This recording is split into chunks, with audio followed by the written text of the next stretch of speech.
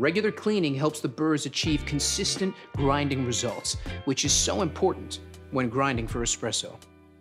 Firstly, unlock and empty the hopper. Then remove any remaining coffee beans. Replace and lock the hopper. Set the grind size to maximum 45, and then run the grinder until empty.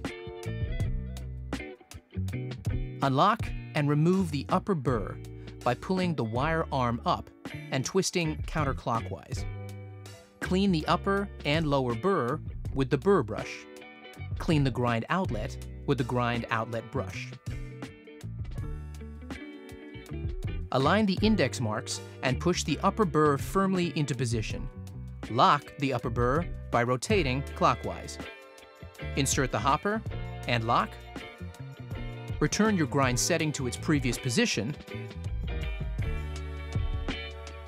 Now, ready to fill it again with fresh coffee beans.